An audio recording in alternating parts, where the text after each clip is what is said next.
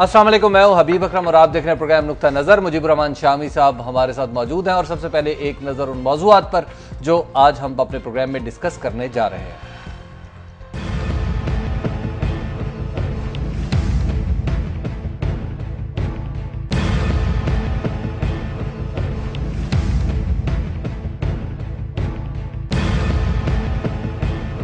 कराची में अमन व अमान की मखदूश सूरत हाल, जिम्मेदार कौन?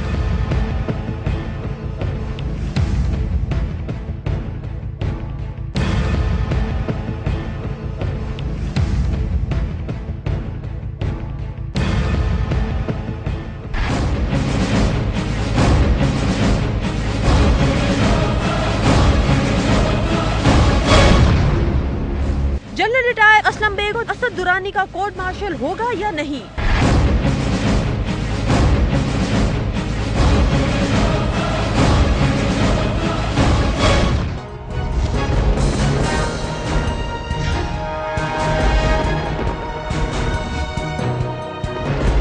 आइंदा हुकूमत के लिए मुल्क चलाना कांटों की सेज होगी, नवाज शरीफ। नुक्ता नज़र में एक बार फिर खुश आमदीद। आज की सबसे बड़ी खबर शाम साहब कराची है और कराची में हालात तो किसी तौर सुधरने भी नहीं आ रहे। हाँ, कराची तो अब कई अशरों से खून के गुसल में नहा रहा और कभी सियासी बुनियादों पर कत्ल होते हैं, कभी भत्ताखोर कत्ल करते हैं, कभी सेक्टेरियन बेसिस पे होते हैं। अब मुहर्रम जो है वो आप देखिए कि उसकी आमद है बिल्कुल। और ये अब एक और तरीके से एक फिरका वराना दहशत गर्दी शुरू हो गई। कराची से हमारे नुमाइंदे मुनव्वर आलम वो इस वक्त हमारे साथ लाइन पे मौजूद हैं। अस्सलाम वालेकुम मुनव्वर। वालेकुम अस्सलाम। मुनव्वर साहब, क्या हुआ आज कराची में? कराची में वही बदअमनी हुई और रैलियों पे फायरिंग हुई, गाड़ियों को नजर आतिश किया गया और जनाजे उठे। फायरिंग में 6 अफराद जाँ बाग हुए। तो शहर में वही बदअमनी की सूरत हाल है, इसके अलावा और क्या हो सकता है। अब शहर में जो लोग हैं वो इंतहाई मायूसी का शिकार हैं। सिक्योरिटी इदारों की जानिब अगर वो देखते हैं तो ऐसा कोई खास इंतजाम, कोई ऐसे नहीं लिए गए, कदम उठाए गए कि जिससे शहरी किसी अमन का सांस ले सकें। तो ये बदअमनी जो है तो अंदरूनी शहर, अंदरूनी सिंध भी जा पहुंची है। जी बिल्कुल, अंदरूनी सिंध में भी जा पहुंची है। हैदराबाद में भी वाकयात हुए और वहां पर भी जो फायरिंग के वाकयात, जिस तरीके से टारगेट किलिंग वहां शुरू हुई है।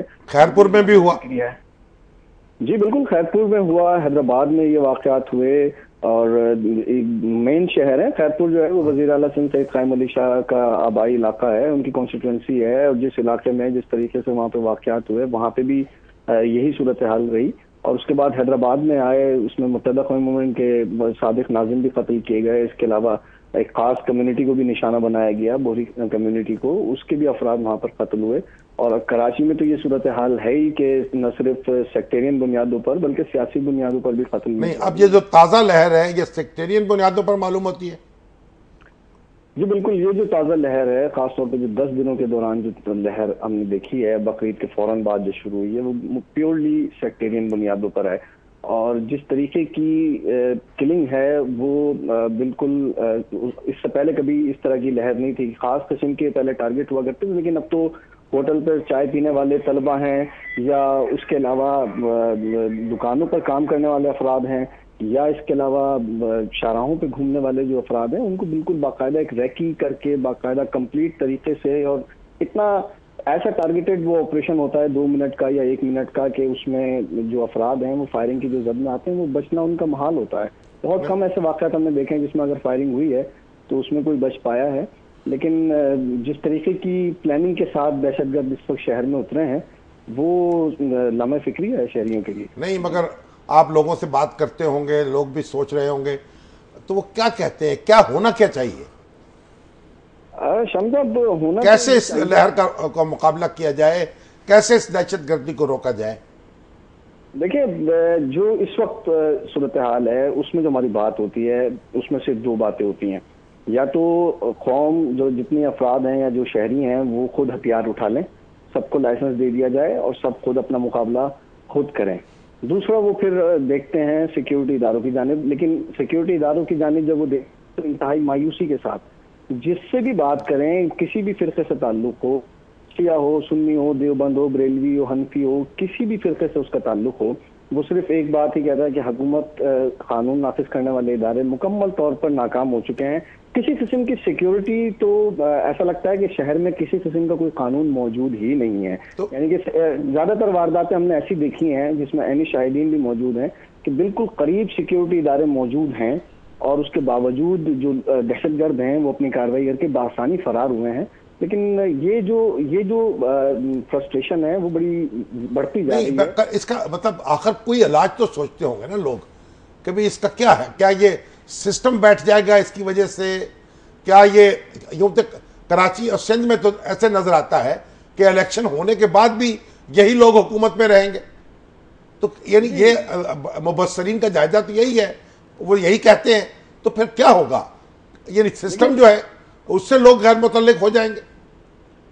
जैसे जितना गैर संजीदा रवैया सियासतदानों ने इस खास तौर पर इस पर अपनाया है, हालिया जो दहशतगर्दी है, अब तक किसी सियासी जमातों की कोई गोलमेज कॉन्फ्रेंस, कोई ऐसी बैठक, कोई ऐसी मीटिंग हमने नहीं देखी कि जिसमें तमाम जमातें बैठे और उनसे कोई राय ली जाए। मगर सियासी जमातें आपस में क्यों नहीं मिल बैठती?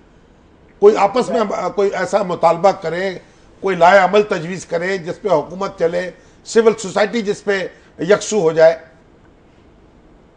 देखिए, पहले जो इजलास हुए हमने वो देखे कि बल्दियाती निज़ाम को इंतहाई संजीदगी से लिया, उस पर कोर कमेटी तश्कील दी गई और उन्होंने तकरीबन 30 से ज़ायद इजलास किए।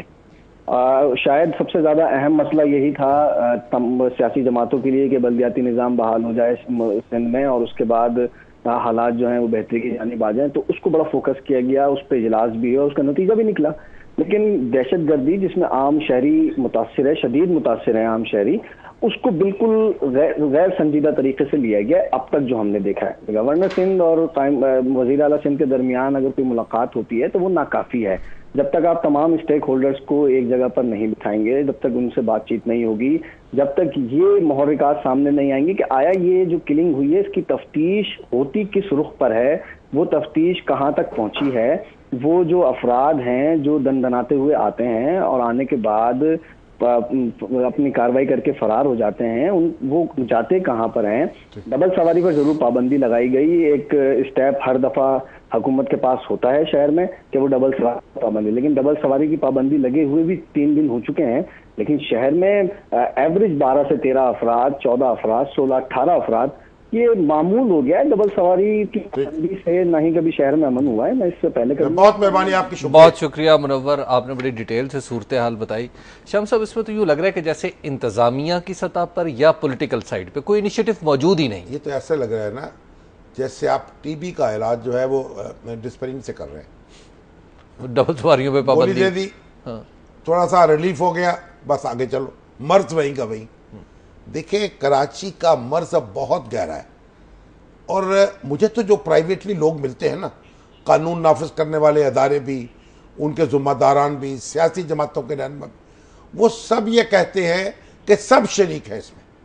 शामी साहब, 3 जमातें हैं शहर में बड़ी और तीनों ही इस वक्त हम शरीक हैं। कहते पुलिस हुकूमत है वो पोलिटिसाइज हो चुकी है, कोटों की बुनियाद पर भर्तियां हुई हैं उनमें, पीपल्स पार्टी का कोटा, MKM का कोटा, फिर उसके अंदर मुख्तलिफ अफराद के कोटे। पुलिस जो है उसकी भर्ती है, उसकी तरबियत नहीं है और बदनीयती से उसकी पोस्टिंग्स होती हैं। अब उसके पुलिस के पास कैपेसिटी नहीं है। रेंजर्स आती है, रेंजर्स के पास वो इख्तियारात होते हैं जो दे दिए जाते हैं उसको, पुलिस के सारे इख्तियारात उसके पास नहीं होते। जी बिल्कुल, ठीक है ना, ना वो इन्वेस्टिगेट कर सकती है ना प्रोसिक्यूट कर सकती है। अब और उसके बाद जो कानून है शहादत का वो तब्दील नहीं हो रहा, लोग पकड़े जाते हैं, वो छोड़ दिए जाते हैं। तो अभी तो सुप्रीम कोर्ट में आपने देखा ना कि जो लोग पैरोल पर थे रिहा कर दिए गए, जिनको जमानतें नहीं दी अदालतों ने। तो एक अफरा तफरी हो रही है और तमाशा हो रहा है। मुझे तो ये खदशा है कि बहुत कुछ लेके ना डूब जाएगी।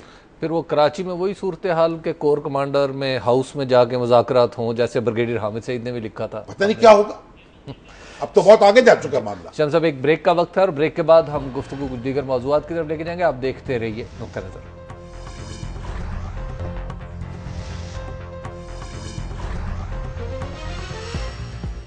नुक्ता नजर में एक बार फिर खुशामदीद। शामी साहब, असलम बेग और असद दुरानी का ट्रायल हो सकता है, कोर्ट मार्शल हो सकता है उनका? अच्छा, वो तो मैं पहले आपको जवाब देता हूं, लेकिन मैं कराची के बारे में एक बात अर्ज करना चाहता हूं। भाई, जितने भी सियासी लीडर हैं ना, बड़े बड़े, जो ये तवक्को लगाए बैठे हैं कि अगले इलेक्शन में हमने इस तरह हुकूमत बनानी है, इस तरह मुल्क पर अपना झंडा लहराना है, वो ये नोट कर लें कि कराची जो है ना, अगर इसकी तरफ तवज्जो न दी गई तो इनके सारे अज़ाइम और सारी ख्वाहिशात जो है ना, वो चिकनाचूर हो सकती है। कराची इतना इंपॉर्टेंट है? कराची इतना इंपॉर्टेंट है क्योंकि कराची में जो कत्ल गारत का बाजार गर्म है और लोग पकड़े नहीं जा रहे, पकड़े जाते हैं तो मुकदमे नहीं चलाए जाते, मुकदमे चलाए जाते हैं तो सजाएं नहीं मिलती। ये एक मैदान हशर का मैदान बरपाया गया, लेकिन उसमें इंसाफ करने वाला कोई नहीं है। कोई नहीं। तो इंसाफ कैसे होगा जब हम दो बड़े आदमियों का कोर्ट मार्शल करना चाहते हैं, कर ही नहीं सकते? लोग कह रहे हैं कोर्ट मार्शल करो, कार्रवाई करो, ट्रायल करो। अच्छा, ये बड़ी अजीब बात है जी। वो जो एनएलसी के 3 जर्नल थे ना, 3 थे 4 थे? 3 थे। नहीं, 4 ही थे मेरे ख्याल। चलो, 4 थे। हाँ। अब उनके बारे में जब ये पता चला कि आर्मी चीफ ने उनको उनके ओहदों पर बहाल कर दिया है ताकि उनके खिलाफ कार्रवाई की जा सके, हाँ। और अगर जरूरत महसूस हो तो कोर्ट मार्शल हो सके, बिल्कुल ठीक है, और अगर समरी ट्रायल की जरूरत हो तो वो हो सके, या कोई और सजा देनी हो तो वो दी जा सके, या बरी करना हो तो वो कर दिया जाए। हाँ। उस वक्त हमारे दानिश्वर दोस्तों ने बड़ा शोर मचाया कि ये क्या है जी, फौजियों का एहतसाब सिविल अदालत में होना चाहिए।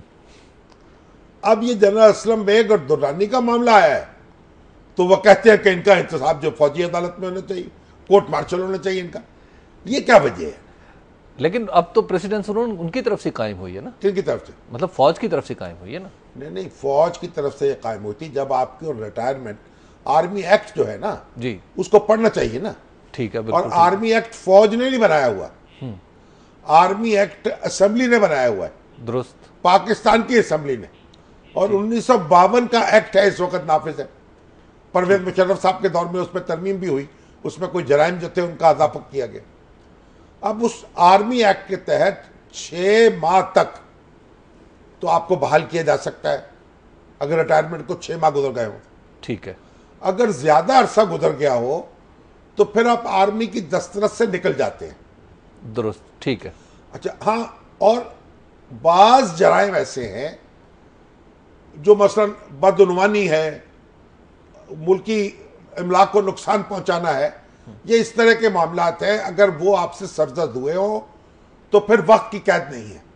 ठीक है, वो किसी भी वक्त रिटायर्ड फौजी पकड़ा जा सकता है। आपको वापस लाके, वापस लाने का मतलब यह है कि तनख्वाह नहीं मिलती, सहूलतें नहीं मिलती। अच्छा, वापस लाया जाता है टेक्निकली, उनको सजा देने के लिए या उन पर फौजी मुकदमा चलाने के लिए या फौजी कार्रवाई के लिए। अब ये जो दोनों हजरात हैं ना, हमारे असलम बेग साहब जी और असद दुरानी साहब, ठीक है, ये इनके बारे में जो कोई वो मुकदमा कायम नहीं हो पा रहा जो आर्मी एक्ट के तहत इनको वहां कोर्ट मार्शल के सपोर्ट किया जा सके। बदउनवानी, ये बदउनवानी तो नहीं है ना, उन्होंने तो पैसा लिया और दे दिया आगे। हाँ, सच सरकारी पैसा नहीं था। और सरकारी पैसा भी नहीं था, पैसा भी अवामी था, हजरत यूनुस नबीम ने मतलब इकट्ठा किया। तो अब ये जो देखिए, एक ये कार्रवाई है सिविल अदालत की उसमें, और वो करनी है हमारी सिविल हुकूमत को। दुरुस्त। तो फौज जो है वो तो इससे बरिजुमा हो चुकी। ठीक है। अब असलम बेग साहब और असद दुरानी साहब, उन पर सिविल हुकूमत जो चाहे मुकदमा कायम कर सकती। लेकिन वो तो कहते हैं कि अगर आप हमारे ऊपर मुकदमा कायम करते हैं तो बुनियादी तौर पे आप फौज को डिस्करेज कर रहे हैं। नहीं, उनके कहने से कोई फर्क नहीं पड़ता, वो जो मर्जी कहते रहे। देखिए, जो रिटायर्ड आर्मी चीफ है उसकी हैसियत वो नहीं होती जो आर्मी चीफ की है। आर्मी का सिंबल होता है आर्मी चीफ, ठीक है, जो सर्व कर रहा होता है। जैसे मुमलकत का सिंबल होता है सदर मुमलकत, यूं तो फिर परवेज मुशर्रफ साहब जो थे वो भी सदर मुमलकत रहे, उन पर भी कोई मुकदमा कायम नहीं होना चाहिए। ठीक। जब आदमी रिटायर हो जाए, मुर्दा में और जिंदा में कोई फर्क है ना? बिल्कुल होता है। और नीम मुर्दा में और जिंदा में भी फर्क है। बिल्कुल है। तो रिटायर आदमी जो होता है, खास तौर पर अफसर, वो नीम मुर्दा होता है जी, ना जिंदों में ना मुर्दों में, ना हियों में ना शियों में। तो मिर्जा असलम बेग साहब जो चीखो पुकार फरमा रहे हैं, वो उसमें कोई मंतक और इस्तदलाल नहीं है। यानी क्वेश्चन जो है वो फौज की इज्जत की या फौज की प्रेस्टीज का नहीं है। नहीं हो सकता ना। जैसे भुट्टो साहब को फांसी दी गई, तो वो अवाम के मुंतखब नुमाइंदे थे, तो क्या पूरे अवाम को फांसी दे दी गई? इसका मतलब यह किसी मुंतखब नुमाइंदे के खिलाफ कोई कार्रवाई नहीं हो सकती। देखिए ना, कार्रवाई हो सकती है, होनी चाहिए। ये दूसरी बात है कि मिर्जा साहब जो है वो अपना मौका, वो कहते हैं मुझे अदालत से इंसाफ की तवक्को ही नहीं, सुप्रीम कोर्ट से मुझे इंसाफ की कोई तवक्को नहीं कि इस सुप्रीम कोर्ट ने जो मेरे बारे में फैसला किया है जी, वो अब वो उनके नजदीक वो आईन से मुतजाविज है। अच्छा, अगर ये आर्मी एक्ट के तहत कार्रवाई नहीं हो सकती तो सिविल में तो फिर आर्टिकल 6 है। नहीं, आर्टिकल 6 कैसे लगेगा? वो मैंने जितने वकीलों से बात की है वो कहते हैं भाई इंतखाबात में मदाखलत जो है वो आर्टिकल 6 में नहीं आता। अगर वो आर्टिकल 6 में आता हो तो पहले तो उसका भुट्टो साहब पर कार्रवाई होनी चाहिए आर्टिकल 6 की। उनकी धांधली तो एस्टेब्लिश हो चुकी है, हजारों सफे के डॉक्यूमेंट्स मौजूद है। और फिर देखिए मिर्जा असलम बेग जो है, अब मुझे तो उन पर कुछ तरस आने लगा वैसे। वो कहते हैं भाई 1975 में जी, भुट्टो साहब ने आईएसआई पर दरवाजा खोला सियासत का। बिल्कुल। तो जब उन्होंने खोल दिया फिर तो जो 90 से पहले हो चुका है उसको नहीं आपने पूछा, जो 90 के बाद हो रहा उसको नहीं पूछा। आज के दिन तक और बड़ी बड़ी हुकूमतें आई, बेनजीर भुट्टो साहब आई, नवाज शरीफ साहब आए, जुनेजो साहब आए, और पता नहीं कौन कौन आया, शौकत अजीज साहब आए, बिल्कुल आए, और ये आईएसआई का पॉलिटिकल सेल काम करता रहा। ये सियासी लीडरों से मुलाकातें करता रहा। अभी तो अब इमरान खान से रब्ता करें, मौलाना फजलुर रहमान से रब्ता करें तो आपको बताएंगे कहानियां कि किस तरीके से जनाब आईएसआई के जुम्मेदारान से मुलाकात होती थी। वो सीटें तकसीम करते थे 2002 में। अच्छा, और 2008 में कियानी साहब ने विड्रॉ कर ली फौज। आईएसआई, वो आईएसआई के सरबराह थे ना, उसके बाद हो गए फौज के सरबराह। उन्होंने कहा कोई मदाखलत नहीं होगी। अगर वो मदाखलत करते तो हो सकता है कि जनाब मुशर्रफ साहब सदर रहते। शाम साहब, एक सिविलियन किसी भी हवाले से इलेक्शन में कुछ ट्वीट करने की कोशिश करता है, ट्वीट करता है, उसको डिस्टॉर्ट करता है, एक ये जुर्म है। दूसरा ये है कि एक आदमी फौज का सरबराह है, आईएसआई का सरबराह है और उसके बाद करता है। इन दोनों की इंटेंसिटी में तो बहुत बड़ा फर्क नहीं? नहीं, कानून शिकने से जो भी करे, खा फौज की वर्दी पहनी हुई हो, बल्कि जो फौज की वर्दी जिसने पहनी हुई ना उसकी जिम्मेदारी ज्यादा होती है। फौज की इज्जत और फौजी वर्दी का एहतराम जो है वो हमारे ये कुर्ता शलवार से कुछ ज्यादा ही होता है। बिल्कुल ठीक है। उसका उनको ख्याल रखना चाहिए उस वकार का। तो ये कहना कि भाई हमने फौजी वर्दी पहनी हुई थी, आप हमारे खिलाफ कार्रवाई नहीं कर सकते, ये दुरुस्त बात नहीं है। लेकिन इसके अलावा जो अपना दफा कर रहे हैं ना, वो कहते हैं गुलाम इसाक खान ने हमें हुक्म दिया, हम उसको बजा लाए, और बजा के लाए वही काम किया जो पहले हो रहा था। काम नया नहीं था, और वही किया जो वो कह रहे थे, शम्स साहब। वक्त हो गया एक ब्रेक का, और ब्रेक के बाद हम गुफ्तगू यहीं से आगे बढ़ाएंगे। आप देखते रहिए नुक्ता नजर।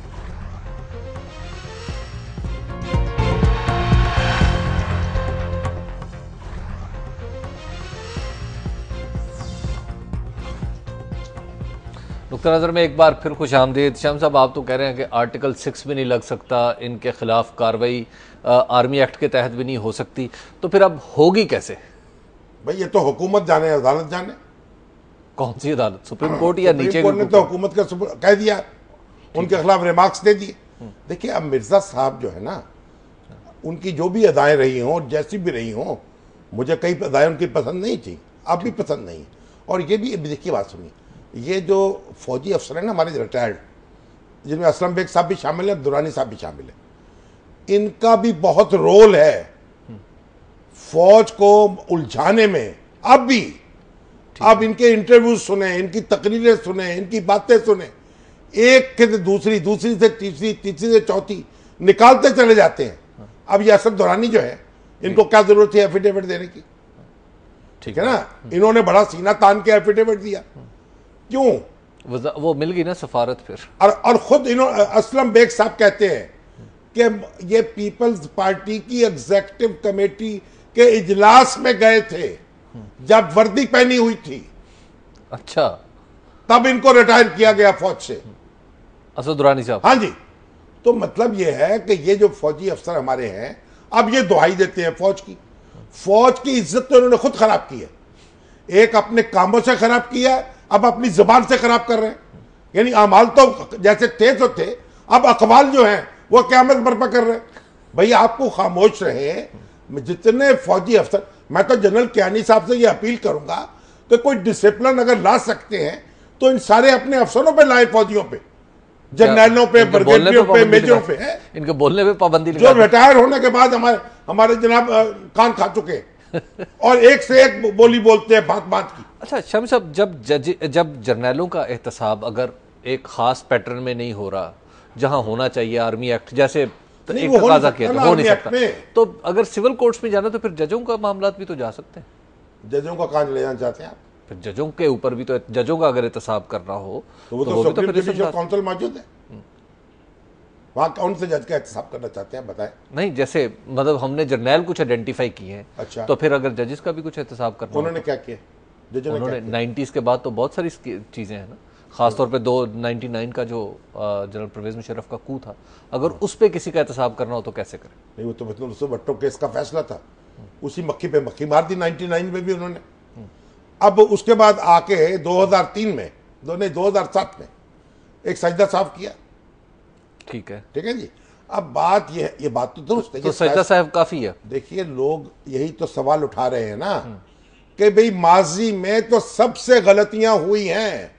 ठीक है, इस हमाम में सियासतदान भी नंगे हैं, जज भी नंगे हैं और जर्नल भी नंगे हैं। यही बात कियानी साहब ने कही है और वो गलत तो नहीं कहा ना, फिर कियानी साहब ने कह दिया तो गलत हो गया।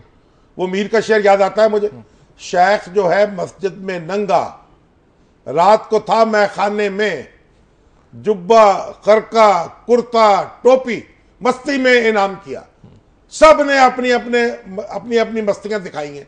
तो अब वो जो मस्तियां दिखाई हैं तो ये आप उनसे फिर आगे चले ना, ये एक दूसरे को कितना उलझाएंगे, कोई नहीं बचेगा फिर। यानी हमें 90 से आगे निकलना चाहिए। देखिए ना, ये जो असलम बेग साहब है ना जी, ये बेचारे कितने बड़े फिलोसफर थे, थिंकर थे, तरह तरह की तदबीरें सोचते थे। कभी एक वजीर आजम को आगे लगाते थे, कभी दूसरे को लगाते थे। अब उनकी बकरी बनाई जा रही है, तो वो बकरी तो बेचारी है म्याऊं म्याऊं, तो म्याऊं में बकरी करती है, मैं करती। अब वो देखिए वो दुहाई दे रहे, भाई मैं फौज का जर्नल हूं, मेरी फौज आएगी तहस नहस कर देगी, खबरदार मुझे ना कुछ कहना। शामी साहब, वो जो जक्स्टापोज करते हैं 3-4 चीजों को, वो कहते हैं कि जी रॉयल पाम के केस में जर्नैलों का मीडिया ट्रायल हो रहा है, इस केस में जर्नैलों का मीडिया ट्रायल हो रहा है, NICL केस में जर्नैलों का मीडिया ट्रायल। देखिए जर्नैलों का मीडिया ट्रायल तो नहीं होना चाहिए भाई। मुल्जम देखिए, मुल्जम है ये। अभी जो आपके साथ क्या लेटर लिखा है ना कसवर नसीर साहब ने, जी बिल्कुल, इन्होंने बड़ी दिलचस्प और बड़ी इंटरेस्टिंग बातें लिखी हैं रॉयल पाम केस के। ये कसवर नसीर साहब जो हैं वे भी फौजी अफसर हैं। अब इन्होंने कहा कि जनाब जावेद अशरफ काजी साहब जो हैं उनका एक पैगाम सर्कुलेट हुआ, पहले भी मैंने जिक्र किया। वो कहते हैं ये रॉयल पाम की जगह जो है ना, यहाँ रेलवे क्लब था, गोल्फ क्लब, और 12 रुपए सालाना पर इसहाक खाकवानी साहब को ठेके पे मिली हुई थी। बिल्कुल, उन्होंने वहां ना सिर्फ एक बड़ा क्लब बनवाया, उसका 5 करोड़ रुपए उस वक्त उसका किराया तय हुआ। किराया बेची नहीं है, लीज पे दी है। अब वो 5 करोड़ 15 करोड़ के बराबर है आज के, बिलाशुबा। तो कहते क्या जुर्म किया। अब देखिए बात यह है कि अब मुझे तो पता नहीं है, इसहाक खाकवानी साहब को तो मैं उनसे पूछेंगे, वो भी थोड़ा मुकदमे कहीं लेके गए थे, कोई सुनवाई नहीं हुई उनकी। लेकिन ये तो तय है कि एक डेड लैंड थी, एक बड़ी मैंने खुद देखी है, जहाँ शादियां होती थी रेलवे वालों की, गटी पिसी सी, और यहाँ गोल्फ खेली जाती थी। एक 3rd क्लास गोल्फ क्लब था। अब आप अगर इस तरीके से शोर मचाएंगे जर्नैलों पर, जिस तरह के जर्नैल मचाते रहे पॉलिटिशियंस पर, ये भी तो आप देखें ना यूपा के दौर में क्या हुआ, पॉलिटिशियंस की ऐसी तैसी, बिल्कुल ऐसी तैसी। मुशर्रफ के दौर में क्या हुआ, पॉलिटिशियंस, ठीक है ना, बिल्कुल। और जनरल ज़ियाउल्लाह के दौर में क्या हुआ, आधे पॉलिटिशियन, पीपल्स पार्टी वालों की ऐसी तैसी। तो अब ये जब भी हमारे यहाँ फौजी हुकूमत कायम होती है वो सियासतदानों के अमाल सामने लाती है जी। अब ये हमारे यहाँ सियासी हुकूमत कायम हुई है, कुछ मीडिया वाले भी हैं, हम लोग भी, हमें भी गुस्से हैं पुराने, तो जो हाथ आ जाता है उसको बस उसका बना देते हैं बंदर जी। अब देखिए ये हमें संजीदा मौजूआत है, ये संजीदगी इख्तियार करनी चाहिए। असलम बेग साहब हो या जावेद अशरफ काजी हो, स्टार्ट कहां से होगी ये संजीदगी की इख्तियार करना? नहीं, संजीदगी तो हर शख्स को, खा मैं हूं, खा आप हैं, खा अपना जज साहबान है, खा वकील साहबान है, संजीदा होना चाहिए हर एक को। ये हम तमाशा जो है ना ये जरा कम होना चाहिए। दिल तो करता है रौनक लगी रहे, मेला लगा रहे। आपको पता है अब ये जनाब कराची में जो खून के बाजार गर्म है, और हम जो दवाज देते हैं ना जमहूरियत जमहूरियत, दिन रात मैं भी कहता हूं जमहूरियत के, ये जमहूरियत क्या करेंगे लोग इससे? अगर ये मामला दुरुस्त नहीं करेंगे, लॉ एंड ऑर्डर ही नहीं होगा, तो क्या करेंगे फिर? क्या करेंगे? जमहूरियत को चाटेंगे। इवन नवाज शरीफ साहब तो कह रहे हैं कि अगर आइंदा इलेक्शन के बाद जो हुकूमत बनेगी वो तो इतना मुश्किल हो जाएगा उसके लिए, क्योंकि इस हुकूमत ने बहुत चीजें बिगाड़ दी हैं। वो आज खिताब कर रहे थे ना। असल में बात यह है कि हर आने वाली हुकूमत जो है ना वो पुरानी हुकूमत को बुरा कहती है। अच्छा। क्योंकि वो कहती है कि इसकी वजह से मेरे लिए मुश्किलात पैदा हुई।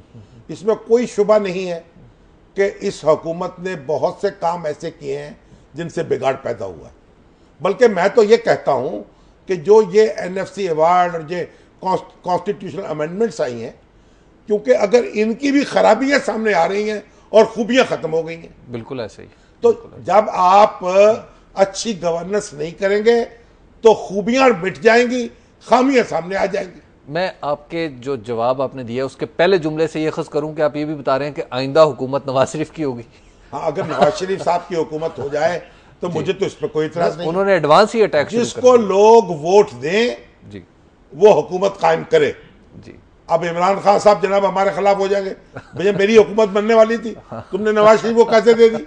और दूसरा जनाब तो हमारे मंजूर भट्टू साहब जो है जी, वो भी उन्होंने अपनी जनाब ताव दे रहे हैं। बिल्कुल अपने मुँह से तो खैर उन्होंने चटकरा लिए, मगर वो जो भी है वो ताव तो दे रहे हैं और खा रहे हैं। बल्कि उनका ख्याल ये है कि वो अपनी हुकूमत बनाने में कामयाब हो जाएंगे।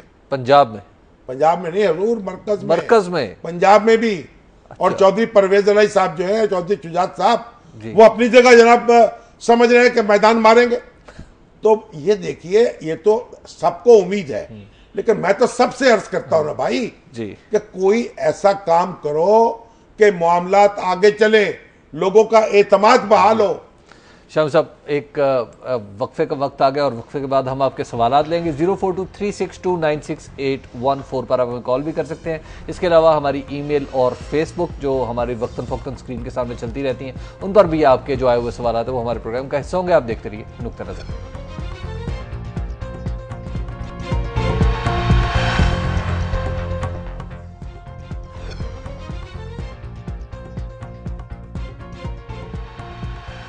नुक्ता नज़र में एक बार फिर खुश आमदीद। आपके सवालात का ये हिस्सा है। शाम साहब, एक सवाल आज मेरे जहन में भी है, वो ये है कि आज नवाज शरीफ साहब ने एक बहुत ह्यूज जलसा किया और उसमें लैपटॉप भी तकसीम किया नौजवानों का, और उसमें इंटर्नशिप्स भी दी।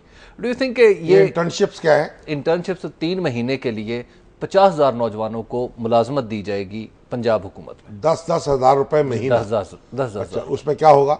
उसमें लोग मुख्तलिफ डिपार्टमेंट्स में जाएंगे और वो सीखेंगे काम। क्या सीखेंगे, कौन सीखेगा, कहाँ सीखेगा, किस तरह सीखेगा? और फिर ये पंजाब हुकूमत देगी या मुस्लिम लीग नून देगी? पंजाब हुकूमत देगी। क्यों? पंजाब हुकूमत ऑब्वियसली, गोया ये असल में इंतखाबी मुहिम है। अच्छा, इसलिए ना कि 50,000 नौजवानों को 30,000 रुपए देना है।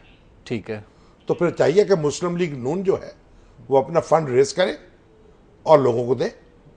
पंजाब हुकूमत के पैसे ना लगे। इसलिए कि अभी तो कोई तफसील बताएंगे तो फिर तबसरा ज्यादा करेंगे, मगर 3 महीने के लिए कोई क्या सीख लेगा, कहाँ सीखेगा, कहाँ जाएगा? देखिए ये इस तरह का मामला जो है ना, इस पर गौर करना चाहिए नवाज शरीफ साहब को भी। और मैं तो समझता हूँ कि ये जो पंजाब हुकूमत है ना जी, उसके पैसे इस काम पे नहीं लगने चाहिए।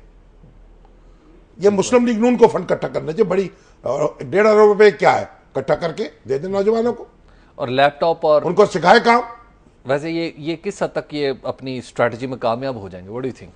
नहीं, मैं आप पेशेंट को तो नहीं कर सकता। आप देखें जो भी हाथ कंगन को आरसी क्या है, इलेक्शन आएगा तो पता चले। चलिए, नौजवानों को कुछ मिल ही रहा है ना। हाँ, लेकिन सवाल ये है कि प्रायोरिटीज क्या है।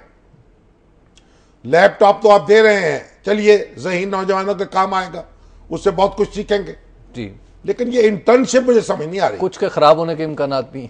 हाँ, वो आप जैसे जो होंगे वो खराब हो जाएंगे, जो जी वो होंगे वो कहते हैं हमजा साहब जैसे जी, और वो ठीक हो जाएंगे। बिल्कुल ठीक है। शाम साहब, एक सैयद रजा ताहिर रिजवी साहब हैं, ये कह रहे हैं कि इस वक्त जो सूरत हाल बनी हुई है, क्या इसमें एक नए एनआरओ की ज़रूरत है? किस किस्म का एनआरओ? जैसे सूरत हाल बनी हुई ना, अदलिया पे क्वेश्चन और फिर एनआरओ तो सबको मिला हुआ है भाई। किसी को यहाँ क्या हुआ, या पाकिस्तान में तो सबके एनआरओ सबके पास है। ये तो हमें वक्ती हंगामा उठाते हैं, उसके बाद भूल जाते हैं। हम जिस मुकाम पर हैं वहां सब मजे में है। हफीज साहब कह गए सब कर रहे हैं, आओ फुका, सब मजे में है। ठीक, अजहर मसूद साहब है हमारे साथ जी। अस्सलाम वालेकुम अजहर साहब। अस्सलाम वालेकुम जी। वालेकुम अस्सलाम जनाब। शाबी साहब, अजहर मसूद साहब बड़े सीनियर सहाफी हैं इस्लामाबाद के।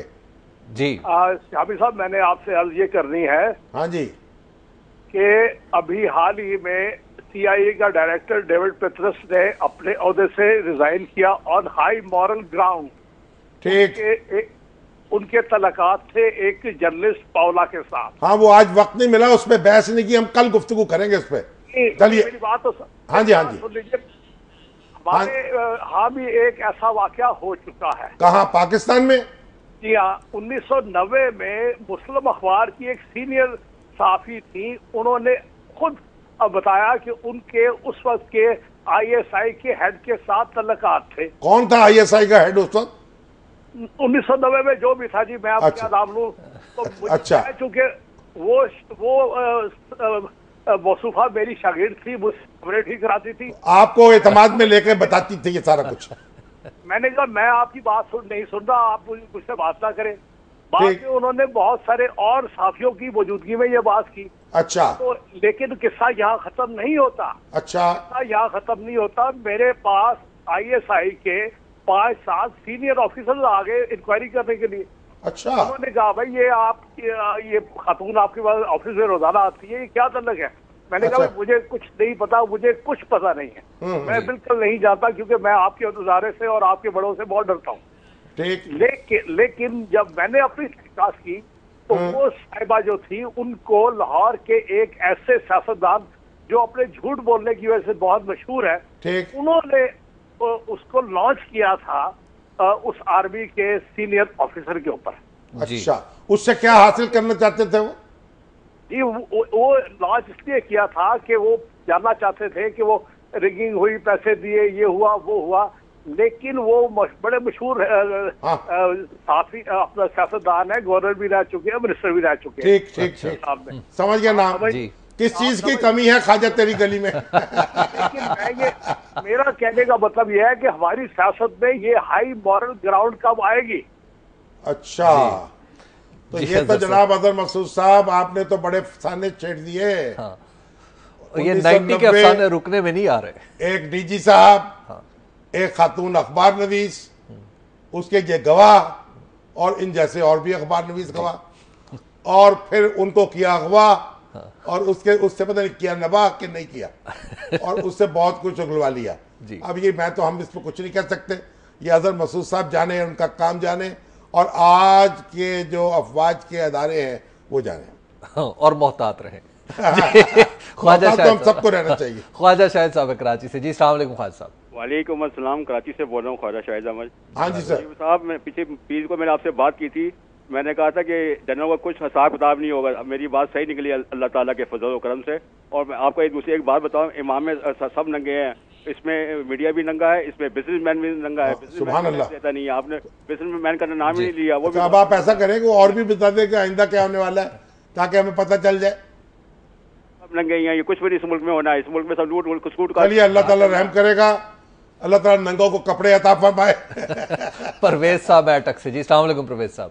वालेकुम अस्सलाम। परवेज साहब तो बड़े धुआंधार तकरीर करते हैं जनाब, वक्त खत्म हो रहा है, जरा मुख्तसर फरमाइए। हाँ जी शामी साहब, मैं सिर्फ कराची के मुतालिक की बात करूंगा। देखें 4-5 दिन से जो कुछ हालात कराची में बने हुए हैं, तो मैं तो ये जितने भी वहाँ पे हैं, पीपल्स पार्टी है, MQM है, ANP है या कोई और जो है, भाई मैं कहता हूँ इनसे कंट्रोल नहीं होंगे। खुदा के वास्ते अगर स्वात और वाना और वो दूसरी चीजें आर्मी को दे सकते हो, कराची भी आर्मी को दो और फौरन रिजल्ट 4 दिन में रिजल्ट ले लो। चलिए परवेज साहब, तो जनरल अशफाक परवेज कियानी जी, और मतलब कब आपकी, और वो जो परवेज है यानी परवेज मुमलकत जी, उन तक आपकी बात पहुंच गई है, यानी हमारे बड़े साहब जो है बिल्कुल सदर मुमलकत, अब वो जाने, उनका काम जाने। शाम साहब ये हैं जी आसिम इलियास साहब, ये कहते हैं जी कि कराची के हवाले से मैं ये कहना चाहता हूँ कि जब तक सही आदमी सही जगह पर पोस्ट नहीं किया जाएगा, हालात इसी तरह रहेंगे। ये तो बात बिल्कुल दुरुस्त है, यही तो उकदा नहीं हल रहा, कौन आदमी ऐसा करेगा? यही तो अहले इख्तदार जो हैं उनको ही तो काम करना है, सही जगह पर गलत आदमी, गलत जगह पर सही आदमी, वो ये लगाते चले जा रहे हैं। आप सिंध में देख लीजिए जिस तरह पोस्टिंग्स हो रही हैं, जिस तरह ट्रांसफर्स हो रही हैं, और ये हमारे जो अरशद शरीफ साहब हैं जी, उन्होंने एक प्रोग्राम किया था, बताया था उसमें बिल्कुल कि जनाब FIA में जो मुल्क की सबसे बुनियादी इन्वेस्टिगेटिंग एजेंसी है, उसमें किस तरह से मामे, चाचे, ताए, बाबे, दादे, पोते भर्ती हो रहे हैं और किस तरीके से उसका सत्यानाश हो रहा है। तो अगर आप ये करेंगे तो फिर समझ नहीं आती कि क्या होगा। निसार साहब हैं पिशावर से जी, अस्सलाम वालेकुम निसार साहब। वालेकुम सर। वालेकुम सर। मेरा शामी साहब से जी दरख्वास्त है कि आप जैसे बुजुर्ग आपके प्रोग्राम के तवसत से सुनने वाली मौजूदा हुकूमत पर कोई इस तरह का प्रेशर डाल दे ताकि हालात ठीक हो जाए। ये कैसा डाले प्रेशर बताएं मुझे। मतलब है कि कोई आप हैं और ऐसे बुजुर्ग, हालात ठीक करने के लिए क्या करना चाहिए आपके, क्या ख्याल में, क्या तजवीज है आपकी? ऐसा प्रेशर डाल दे ताकि इनको कोई मजबूर कर ले तंजीमी शक्ल में, कोई आप लोगों का अप्रोच हुकूमत के ईवानों तक काफी ज्यादा है कि ये बंदे बन जाए, कोई ऐसा प्रेशर डाले। हाँ जी, हम भी दुआ करते हैं, आप भी दुआ करें जी। आयशा मुनव्वर साहब, आयशा यूनस साहिबा हैं, इन्होंने आयशा मुनव्वर जनाब, आयशा तो जब मुनव्वर हसन साहब की बेगम है। अच्छा, हाँ, वो ये आयशा यूनस साहिबा हैं। ये कह रही हैं जी कि मैं स्टूडेंट हूँ MSc 3rd सेमेस्टर की, मेरे पिछली दफ़ा इसलिए मुझे लैपटॉप नहीं मिला कि मेरे 70% से मार्क्स कम थे। मैंने बड़ी मेहनत की, 70% मार्क्स लिए, मुझे फिर नहीं मिला, क्योंकि अब वो कहते हैं कि नए आने वालों को मिलेगा लैपटॉप, आपको नहीं मिलेगा। तो फिर आप क्या कर सकते हैं? वो कह रहे हैं जी कि आप इस इशू को उठाएं। क्या करें उसमें? तो उनको कहेंगे हम तो मेरिट के मुताबिक चल रहे हैं जी। वो तो यही जो मेरिट उस वक्त मुकर्रर किया था, हाँ, उसके मुताबिक फैसला कर दिया, जो मेरिट अब मुकर्रर किया उसके मुताबिक फैसला कर दिया। तो इसका मतलब है कि Ayesha Yunus, you have missed the bus. लगता है सही, ऐसा ही है। शाम साहब, हमारे प्रोग्राम का वक्त खत्म हो गया, तो कल तक के लिए हमें इजाजत दीजिए। कल फिर इसी वक्त इस जगह से आपकी खिदमत में हाजिर होंगे। खुदा हाफिज।